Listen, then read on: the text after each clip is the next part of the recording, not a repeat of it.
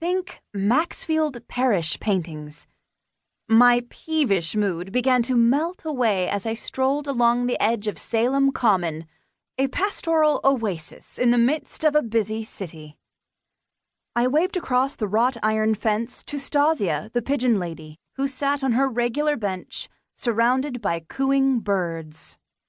Across Washington Street, the tourist buses lined up in front of the Witch Museum, while the massive statue of Roger Conant gazed down benignly upon us all.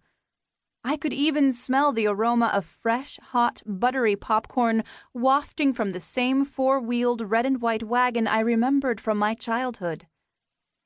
Things aren't so bad, I told myself. Howard Templeton will move on eventually. My car will be repaired in a day or so. I still have a job. I'm blessed to have my aunt who loves me, and Pete Mondello, the wonderful man in my life. Everything is going to be okay. Those rose-colored glasses slipped off in a hurry when a horn tooted and the WICH-TV mobile van rolled past, a happily waving Templeton kid in the front seat, and my favorite videographer, Francine Hunter, at the wheel. Great. That automatically left me riding around in the station's beat-up Volkswagen work van with old Eddie for my driver.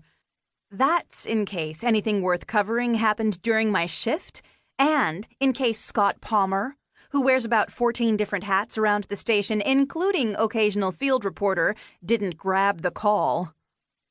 I turned onto Hawthorne Boulevard, kicked a crumpled-up candy wrapper aside, darned urban tumbleweed, trudged past the Nathaniel Hawthorne statue, old Nate sitting up there, all famous and beloved, and headed for Derby Street, getting crabbier by the minute.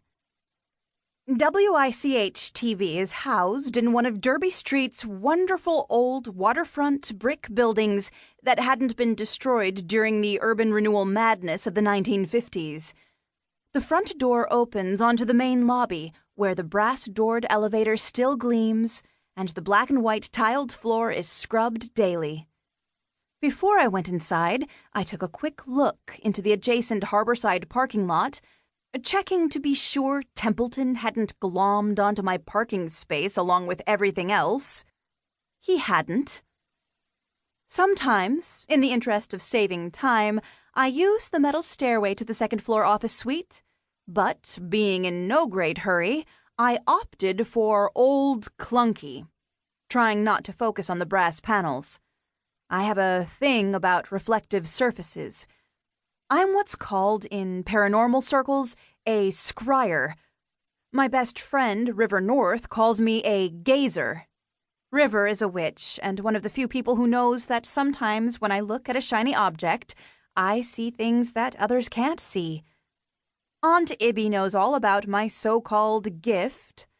My detective boyfriend, Pete, knows about it too and struggles to understand it. That's all right. So do I. I pressed the up button and waited. The brass doors slid open and Scott Palmer stepped out. "Hi, Moon," he said. "Boy, am I glad to see you." I've known Scott since I got my first job at WICH-TV. I was the last-minute replacement for late-night show host and practicing witch Ariel Constellation, who did psychic readings between old horror movies on a show called Nightshades. Unfortunately, Ariel hadn't foreseen her own death, and I was the one who'd found her body. Anyway, I'd used the name Crystal Moon for that short-lived career, and Scott sometimes still calls me Moon. "Hi yourself," I said. "When you're that happy to see me, it usually means you want something." "Yeah, well, I kinda do. Me and old Eddie were all set to cover the golf tournament over at the Salem Country Club when Doane decides he wants me to spend my whole afternoon digging up background on some dead guy." He gave me the big smile and the long, innocent, deep-into-your-eyes look he's perfected. "How about it, Moon? You always liked that research stuff. Me, I'm all about action." "I'd like to help, Scott," I said, "because, having been raised by a research librarian, I really do like that research stuff. But my wheel..."